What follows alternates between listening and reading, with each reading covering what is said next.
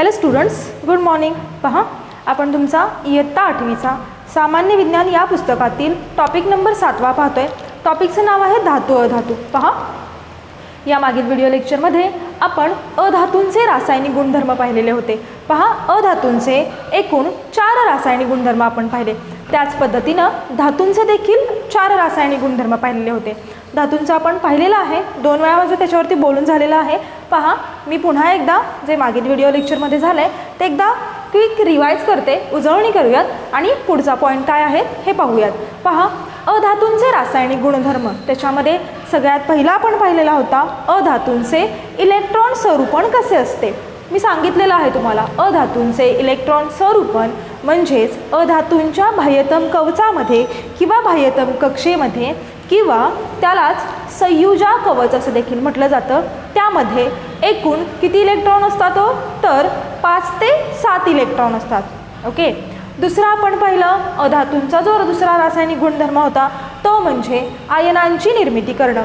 आता आयनांची निर्मिती करण्यामध्ये कोणत्या प्रकारचे अधातू आयन तयार करतात तर आयन एकूण 2 प्रकारचे असतात. एक म्हणजे धनप्रभारित आयन की जे धातू तयार करतात त्यांना कॅटायन असं देखील म्हटलं जातं, आणि दुसरे जे असतात ते ऋणप्रभारित आयन त्यांना एनायन असं देखील म्हटलं जातं की जे अधातू तयार करतात. आणि हाच अधातूंचा दुसरा रासायनिक गुणधर्म होता की अधातू काय करतात दुसऱ्याकडून इलेक्ट्रॉन घेतात आणि स्टॅबिलिटी तयार करतात किंवा ते स्टेबल होतात तिथं 8 इलेक्ट्रॉन तयार करून बाह्यतम कक्षेमध्ये, आणि ते काय करतात त्यामुळं त्यांच्यावरती ऋणप्रभारित आयन तयार केले जातात त्यांच्याकडून. कोणते ऋणप्रभारित आयन ते तयार करतात तर ऋणप्रभारित आयनांना एनायन असं देखील म्हटलं जातं. त्यानंतर आपण अधातूंचा तिसरा रासायनिक गुणधर्म पाहिला होता, तो म्हणजे काय होता तर अधातूंची ऑक्सिजन बरोबर अभिक्रिया. जेव्हा अधातू ऑक्सिजन बरोबर अभिक्रिया करतात तेव्हा ते काय करतात तर अधातूंचे ऑक्साईड्स तयार होतात. धातूंचे देखील जेव्हा ते ऑक्सिजन बरोबर अभिक्रिया करत होते तेव्हा ते धातूंचे ऑक्साईड तयार करत होते. जेव्हा अधातू ऑक्सिजन बरोबर अभिक्रिया करणार आहेत तेव्हा ते अधातूंचे ऑक्साईड्स तयार करणार, आणि हे तयार झालेले अधातूंचे ऑक्साईड्स हे आम्लधर्मी असतात. बाळांनो, कसे असतात हे आम्लधर्मी, कारण की तयार झालेले अधातूंचे ऑक्साईड्स त्यांची अम्लारी बरोबर रासायनिक अभिक्रिया होते आणि तयार झालेले जे काही कंपाऊंड तयार होतं किंवा संयुग तयार होतं हे कसं असतं, हे अम्लारी धर्मी असतं. म्हणून आपण असं म्हटलं होतं की अधातूंचे ऑक्साईड्स हे कसे असतात अम्लारी धर्मी असतात, आणि ती जी रासायनिक अभिक्रिया असते ही सेम किंवा तशीच्या तशी उदासीनीकरणासारखी असते, कारण की त्याच्यामध्ये देखील क्षार आणि पाणी तयार होतात. पहा, आणि चौथा पण रासायनिक गुणधर्म पाहिला होता अधातूंचा, तो म्हणजे अधातूंची पाण्याबरोबर रासायनिक अभिक्रिया. आता अधातूंची पाण्याबरोबर रासायनिक अभिक्रिया, मग अधातू अधिक पाणी व्हायला पाहिजे तर ॲक्च्युली तिथं स्वतः अधातू काम न करता अधातूंचे ऑक्साईड्स पाण्याबरोबर रासायनिक अभिक्रिया करतात. कोण करतात? अधातूंचे ऑक्साईड्स पाण्याबरोबर रासायनिक अभिक्रिया करून ते काय तयार करतात ते आम्ल तयार करतात. ही होती चौथी रासायनिक अभिक्रिया, म्हणजेच अधातूंचा चौथा रासायनिक गुणधर्म. अशा पद्धतीनं मागील व्हिडिओ लेक्चरला आपण अधातूंचे रासायनिक गुणधर्म पाहिले होते, आणि त्या ठिकाणी दोन्ही आपले संपलेले आहेत. कोणते? धातूंचे देखील संपले आणि अधातूंचे देखील संपले. पहा, आजच्या व्हिडिओ लेक्चरमध्ये आपण जो पॉईंट सुरू करणार आहे तो नवीन पॉईंट सुरू करणार आहे, आणि त्या पॉईंटचं नाव आहे राजवायू. पहा, पॉईंटचं नाव काय आहे? राजवायू.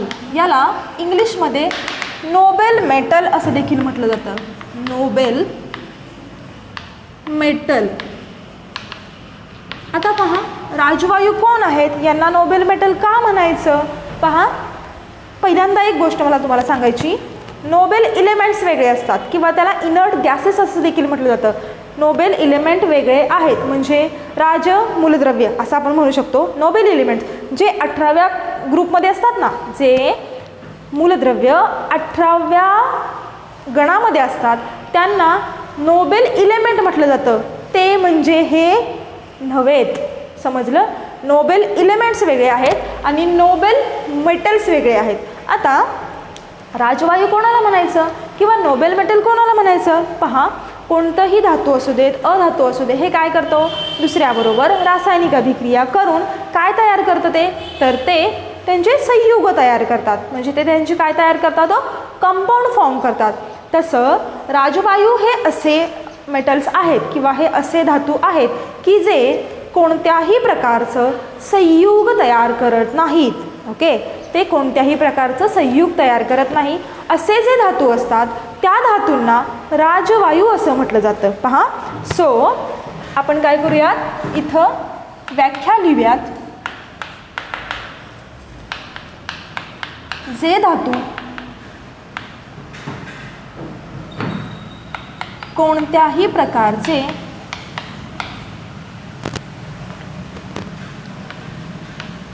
संयुग तयार करत नाही,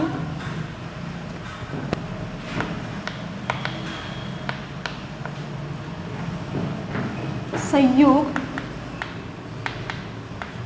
तयार करत नाही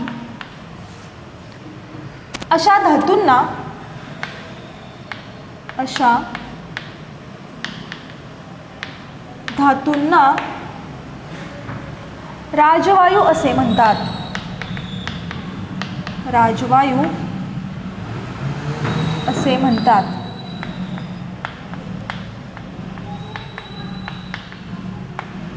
त्यांना राजवायू असे म्हणतात. पहा, या ठिकाणी आपण काय करूयात, आता आपण व्याख्या पाहिली.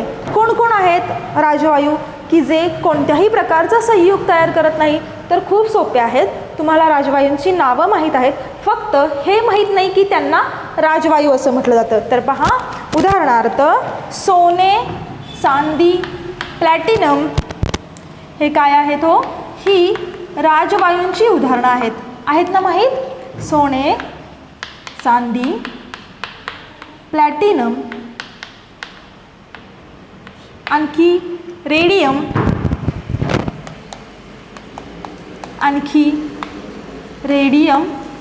पॅलेडियम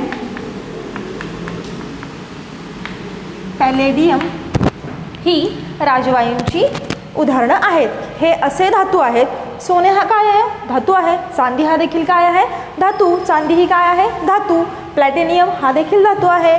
पॅलेडियम, रेडियम असे जे धातू असतात हे कोणत्याही प्रकारचं संयुग तयार करत नाहीत, सो त्यांना राजवायू असं म्हटलं जातं. आता आपण या राजवायूंचे काय पाहणार आहोत? आपण या राजवायूंचे उपयोग पाहणार आहोत. सगळ्यात पहिले आपण काय पाहिली? व्याख्या पाहिली. आता आपण काय पाहूयात? उपयोग पाहूयात. पहा, उपयोग काय काय आहेत? सगळ्यात पहिला उपयोग तुम्हाला माहिती आहे, सोने, चांदी, प्लॅटिनमपासून पण काय केलं जातं? तो दागिने केले जातात, हो की नाही? तो सोने, चांदी, प्लॅटिनम यांच्यापासून काय तयार केलं जातं? तर दागिने तयार केले जातात. सो आपण इथे काय लिहिणार आहे? 1 नंबरचा उपयोग सोने, चांदी, प्लॅटिनम यांचा उपयोग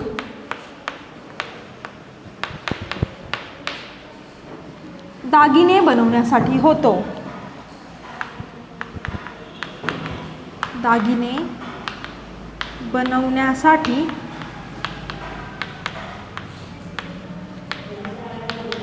करतात. आता आपण दुसरा उपयोग पाहूयात. पहा, आता जी चांदी आहे, पहा, या चांदीचा आयुर्वेदामध्ये खूप मोठा उपयोग असतो. कसा आयुर्वेदामध्ये उपयोग असतो? तर पहा, बऱ्याचदा डॉक्टर आपल्याला असं सांगतात की जे काही तुमचं औषध आहे, कशामध्ये? आयुर्वेदामध्ये, म्हणजे होमिओपॅथीमध्ये.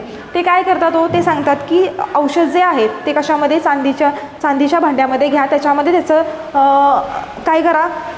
उगळण करतात ना तयार, ते तयार करा आणि नंतर ते प्या. का हो? कारण की याचा चांगला इफेक्ट आपल्या शरीरावरती होतो. तर त्याच पद्धतीनं आणखी लहान बाळाला काय केलं जातं? चांदीच्या चमच्यातून मध चाटवलं जातं. का? कारण की त्याचं आरोग्य किंवा त्याची हेल्थ, त्याची जी पुढची शरीराची वाढ आहे ही चांगल्या पद्धतीने व्यवस्थित व्हावी म्हणून याचा उपयोग केला जातो. म्हणजे अशा प्रकारे जे आयुर्वेदामध्ये आहे त्याच्यामध्ये चांदीचा उपयोग कशासाठी करतात? तर वेगवेगळ्या प्रकारची औषधं बनवण्यासाठी देखील त्याचा उपयोग केला जातो. सो इथे लिहूयात आपण चांदीचा उपयोग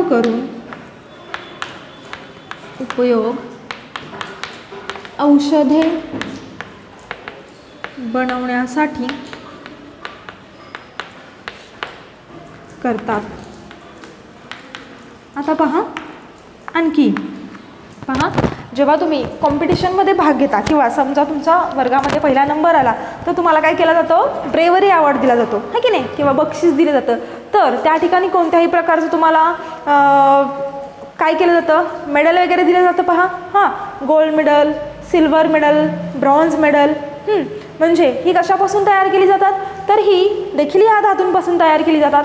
म्हणजे जी काही पदकं वगैरे आहेत ती कशापासून तयार केली जातात, राजवायूंपासून तयार केली जातात.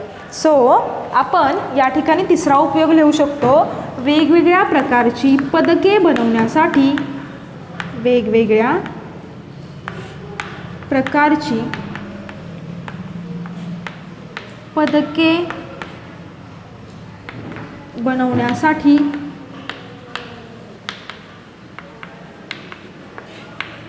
देखील सोने आणि चांदीचा उपयोग करतात. सोने चांदीचा उपयोग करतात. पहा आणखीन जी काही पद्धतीची इलेक्ट्रिक उपकरणं असतात, जी काही इलेक्ट्रिक उपकरणं असतात याच्यामध्ये देखील सोने आणि चांदीचा वापर केला जातो. सो आपण लिहूयात, सोने चांदीचा वापर करून किंवा चा वापर इलेक्ट्रिक उपकरणांमध्ये होतो. इलेक्ट्रिक उपकरणामध्ये होतो.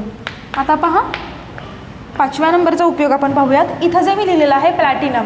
आता हा जो प्लॅटिनम आहे, ज्या काही रासायनिक अभिक्रिया असतात याच्यामध्ये हा प्लॅटिनम आणि पॅलॅडियम हे दोघंजणं उत्प्रेरक म्हणून काम करतात. आता उत्प्रेरक म्हणजे काय, तर पहा जेव्हा तुम्ही इयत्ता 10वीमध्ये जाल तेव्हा तुम्हाला उत्प्रेरक ही संकल्पना डिटेलमध्ये आहे. आता उत्प्रेरक कोणाला म्हणायचं, पहा उत्प्रेरक हा असा एक पदार्थ आहे किंवा असा सबस्टन्स आहे की की जो स्वतः रासायनिक अभिक्रियेमध्ये भाग तर घेत नाही, पण फक्त त्याच्या असण्यामुळं रासायनिक अभिक्रियेचा दर वाढतो असा जो पदार्थ आहे त्याला उत्प्रेरक असं म्हटलं जातं. आणि प्लॅटिनम आणि पॅलेडियम हे दोघं काय करतात, तर उत्प्रेरक म्हणून तिथं ॲक्ट होतात. आता उदाहरणार्थ समजा तुमच्या घरी एखादं लहान मूल असेल, हां लहान म्हणजे तरी नर्सरी किंवा के जीमधलं असेल आणि ते अभ्यास करत नसेल, किंवा तुम्हीसुद्धा नर्सरी आणि के जी कशाला घ्या, हां सपोज तुमच्या शेजारी पप्पा वगैरे बसलेले आहेत अभ्यास करताना, तर तुम्ही काय करणार आहे, शांततेस अभ्यास करणार आहे. दुसरं इकडे तिकडे कुठं बघणार आहे का, बघणार नाही. तेच जर का पप्पांच्या मित्राचा फोन येऊ देत, पप्पा 2 मिनिटासाठी बाहेर गेले किंवा घरामध्ये कुणी नाही आहे, तर ते बाहेर गेल्यानंतर तुम्ही काय करणार आहे, तुमचे इतर जे उद्योग चालू असतात ते सुरू होणार लगेच. मग मोबाईलवरती व्हिडिओ बघायच्या ऐवजी तुम्ही काय करणार, एखादी गेम बघत बसणार, यूट्यूबवरती आणखी दुसरं काहीतरी बघत बसणार, हो की नाही. म्हणजे काय झालं पहा, जेव्हा ते परत आले की तुम्ही परत काय करणार आहे, तुमच्या कामाला लागणार आहे. म्हणजे ॲक्च्युअल तुमचा अभ्यास पप्पांनी केला का, नाही. ते काय अभ्यास करतायत का, तुमचा करत नाहीत. ते सांगतायत का तुला असा कर तसा कर तसा कर, सांगत नाहीत. फक्त त्यांच्या असण्यामुळं तुमच्यातला जो बदल आहे, म्हणजे तुमच्या अभ्यासातली जी एकाग्रता आहे त्यालाच काय म्हटलं जातं, ते जे फंक्शन असतं ते कोणामुळं, ते उत्प्रेरकामुळं. उत्प्रेरक देखील अशाच पद्धतीचं काम करतो की त्याच्या असण्यामुळं, फक्त त्याच्या असण्यामुळं तो स्वतः रिॲक्शनमध्ये भाग घेत नाहीत. जसं पप्पा अभ्यास करत नाहीत पण ते शेजारी बसले असले तर तुमच्या अभ्यासात फरक पडतो, तुमच्या एकाग्रतेमध्ये फरक पडतो. त्याच पद्धतीनं उत्प्रेरक स्वतः रिॲक्शनमध्ये भाग घेत नाहीत, पण फक्त त्यांच्या असण्याने रिॲक्शनचा रेट वाढतो किंवा रासायनिक अभिक्रियेचा दर वाढतो. त्यांना उत्प्रेरक असं म्हणतात. मग ते कोण कोण आहे तो, तर प्लॅटिनियम आणि पॅलेडियम. सो आपण इथं लिहूयात, प्लॅटिनम आणि पॅलेडियम उत्प्रेरक म्हणून काम करतात. सो इथं लिहूयात आपण प्लॅटिनियम किंवा प्लॅटिनम आणि पॅलेडियम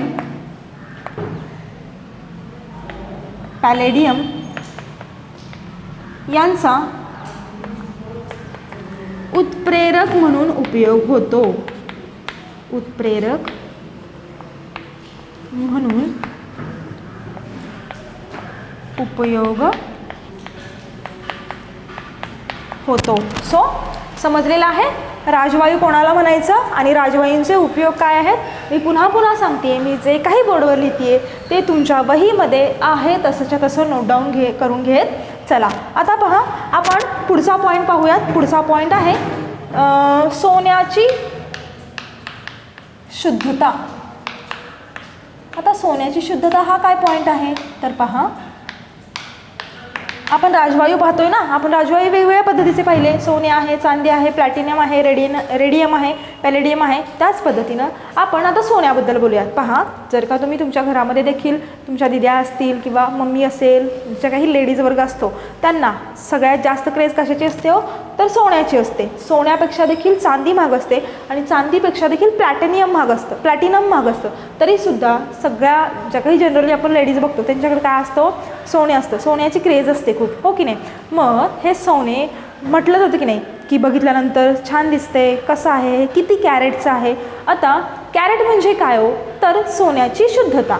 म्हणजे आता सपोज 24 कॅरेट असेल तर ते काय म्हटलं जातं, प्युअर असं म्हटलं जातं किंवा ते पूर्ण शुद्ध आहे असं म्हटलं जातं. त्याच्यापेक्षा थोडंसं कमी असेल तर ते तेवढंसं प्युअर नाही असं म्हटलं जातं. पण पहा, जेव्हा कधीही सोनार त्यांच्या दुकानामध्ये सोन्यापासून वेगवेगळे ऑर्नामेंट्स तयार करतात किंवा दागिने तयार करतात, ते कधीही 24 कॅरेटपासून सोन्यापासून तयार केले जात नाहीत. आता असं का बरं होत असेल, कारण की सोनं हे एकदम कसं असतं, सॉफ्ट असतं आणि ते जितकं प्युअर असेल ना, म्हणजे जे जितकं शुद्ध असेल ना, म्हणजे ते 24 कॅरेट असेल ना, तर ते लगेच काय होतं, त्याच्यावरती कोणत्याही प्रकारचं वर्क केलं किंवा त्याला जर का हँडल करताना ते काय होतं, लगेच ते ब्रेक होऊ शकतं किंवा लगेच ते काय करतं, लगेच ते त्याचा आकार बदलतं. सो त्याच्यापासून मग वेगवेगळ्या प्रकारचे दागिने तयार करता येतील का आपल्याला पटकन तर नाही. सो तिथं त्या ठिकाणी काय केलं जातं, त्या सोन्यामध्ये थोडंसं चांदी आणि कॉपर हे मिक्स केलं जातं. त्याच्यामध्ये सिल्वर आणि कॉपर हे धातू त्याच्यामध्ये मिक्स केले जातात. मग जेवढे जास्त सिल्वर आणि कॉपर आपण त्याच्यामध्ये मिक्स करू गोल्डमध्ये, तेवढी त्याची शुद्धता काय होते, खाली येत जाते, प्युरिटी कमी होत जाते. आणि जेवढं त्याच्यामध्ये सिल्वर आणि चांदी आणि कॉपर नसेल, म्हणजे तांबा आणि चांदी नसेल, तेवढी त्याची शुद्धता जास्त असते. तर हा शुद्धता दाखवणारा एक चार्ट किंवा सोन्याची purity, the purity of gold किंवा सोन्याची शुद्धता दाखवणारा हा एक चार्ट तुमच्या पुस्तकामध्ये दिलेला आहे. आणि त्या चार्टवरती एक छोटासा तक्ता आहे आणि त्या तक्त्यावरती तुम्हाला मल्टिपल चॉईस क्वेश्चन, रिकाम्या जागा भरा, याच्यामध्ये प्रश्न येऊ शकतात फॉर 1 मार्क. आता तेच आपण पाहणार आहे की सोन्याची शुद्धता किती % आणि त्याच्यामध्ये असणारं सोन्याचे प्रमाण, दी पर्सेंटेज ऑफ गोल्ड,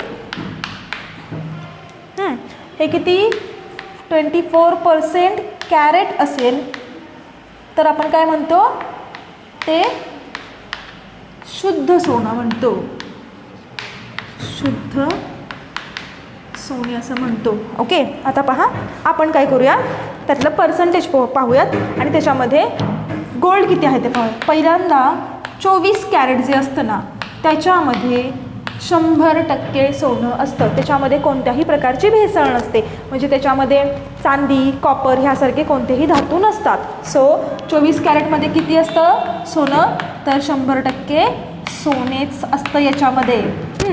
सो कळालं तुम्हाला आता, जे पुस्तकावर समजा चुकून एखादा तुमच्या घरामध्ये दागिना आणला आणि त्याच्यावरती 22 कॅरेट किंवा 23 कॅरेट किंवा 24 कॅरेट लिहिलं असेल तर तुम्ही त्या ठिकाणी सांगू शकाल की बाबा ह्याच्यामध्ये किती टक्के गोल्ड आहे तर 100% गोल्ड आहे.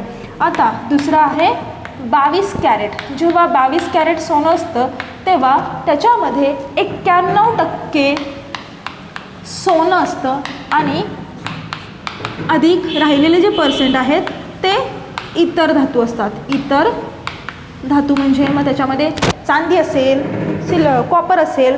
पहा, त्याच्यानंतर तिसरं आपण पाहूयात 18 कॅरेट. 18 कॅरेट जे सोनं असतं याच्यामध्ये 75% सोनं असतं. 75% सोनं प्लस राहिलेले जे पर्सेंट आहेत ते इतर धातू.